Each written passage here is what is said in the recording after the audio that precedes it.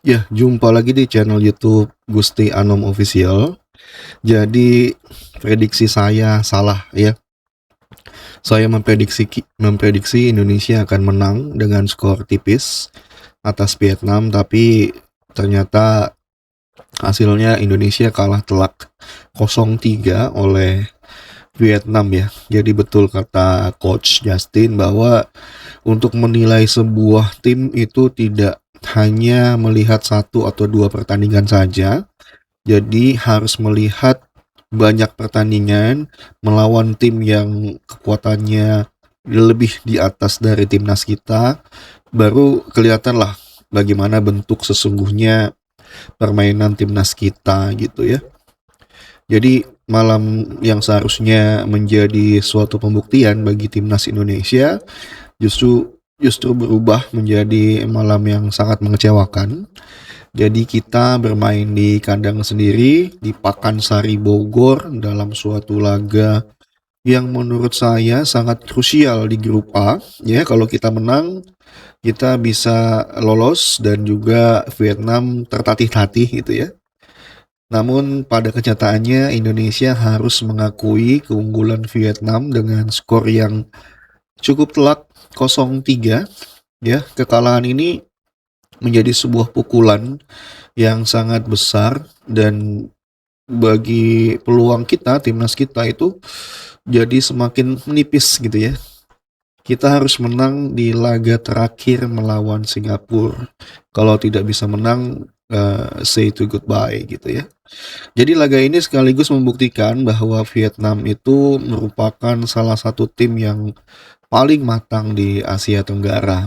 Jadi kita akan bahas secara mendetail, bukan hanya sekedar hasil, tapi mengapa timnas kita bisa kalah seperti ini secara eh, komprehensif ya. Jadi mari kita bedah satu persatu. Ya, kita mulai membedah dari formasinya dulu ya. Ya, kalau teman-teman menyaksikan ya, formasinya 3-4-3. Ini formasi yang menurut saya sangat berani diambil oleh John Hetman, tapi terlalu berisiko ya. Kenapa? Ya di atas kertas memang formasi ini kelihatan sangat ofensif ya.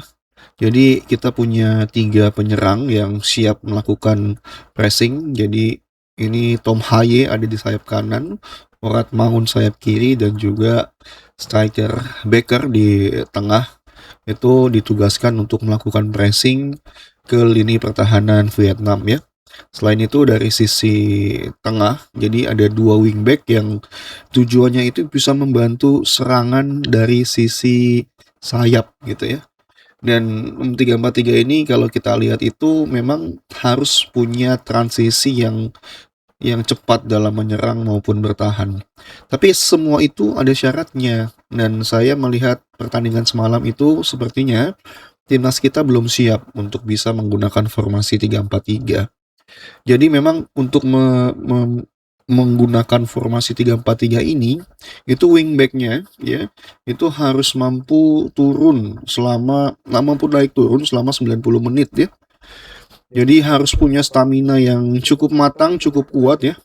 Nah, ini yang dimanfaatkan Vietnam ketika wingback kita membantu melakukan serangan, ruang sisi terutama di sebelah kanan kita itu kosong ya, kosong sekali, yang bisa menyebabkan gol kedua karena adanya counter attack dari Vietnam.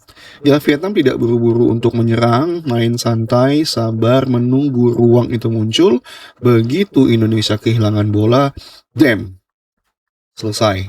Jadi cukup 1, 2, 3 umpan, pertahanan Indonesia itu sudah terbuka.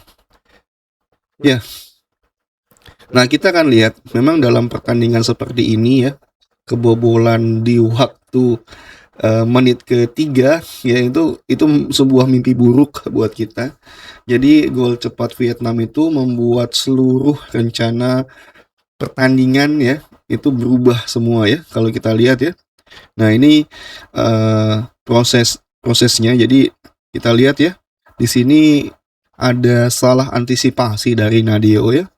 Kalau kita lihat memang tidak ada pemain Vietnam yang akan menyambut gitu, terlalu jauh sehingga pemain nomor 3 ini langsung shooting ke tiang dekat. Jadi Nadeo punya dua keputusan, menutup tiang dekat atau menutup crossing, dan dia memilih menutup crossing dan akhirnya terjadi gol gitu ya.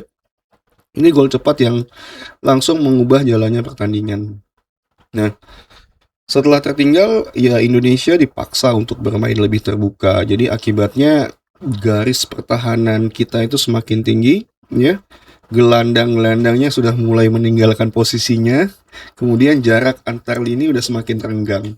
Nah, di sini justru Vietnam senang dengan situasi seperti ini karena Vietnam itu ahlinya memainkan transisi cepat. Jadi gol pertama tadi itu mengubah psikologi pertandingan, dan dengan adanya celah ini dimanfaatkan oleh timnas Vietnam untuk mencetak gol yang kedua gitu ya. Ini kalau kita lihat lagi prosesnya ya, ini kosong di bagian kanan kita gitu ya. Kosong, pemain 18 ini bergerak sangat bebas ya. Nah, ini ketika sudah one on one ya, ini seharusnya Nadeo itu menutup ruang tembaknya. Dan ini kita lihat Nadeo ini agak terlambat untuk menutup ruang tembak pemain nomor 18 Vietnam ini. Jadi terjadilah gol yang kedua gitu ya. Jadi kita bisa lihat memang tadi ini perbedaan terbesar. Vietnam bermain sangat dewasa, sangat matang. Mereka tahu kapan harus menekan, kapan harus bertahan, dan bisa memperlambat tempo, mempercepat serangan. Ketika unggul 1 gol, Vietnam santai. Unggul 2 gol, Vietnam tetap disiplin. Nah, inilah ciri-ciri tim juara. Mereka tidak terpancing emosi, tidak ikut bermain terbuka ya. Mereka hanya memainkan suatu sepak bola yang efisien gitu ya.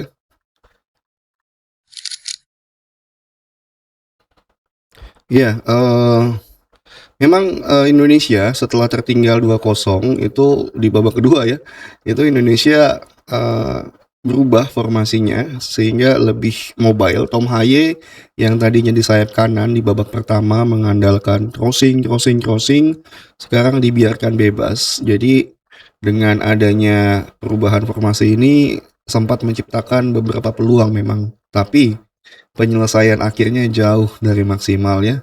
Jadi minim variasi serangan, crossingnya mudah dibaca back Vietnam, dan koordinasi antar lini tengah dan lini depan ini masih kurang gitu ya, sangat terburu-buru.